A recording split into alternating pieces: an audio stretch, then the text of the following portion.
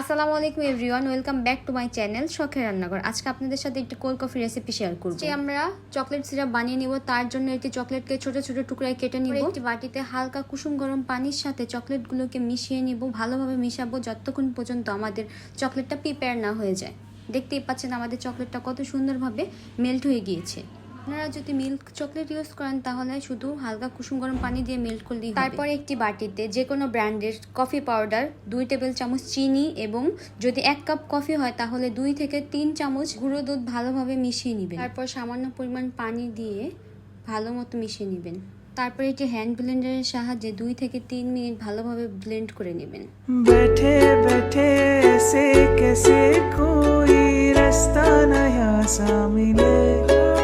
তারপর একটি জুস গ্লাসের মধ্যে চকলেটগুলোকে স্প্রেড করে নিব। তারপর জুস গ্লাসের মধ্যে কফিগুলো ঢেলে নিব।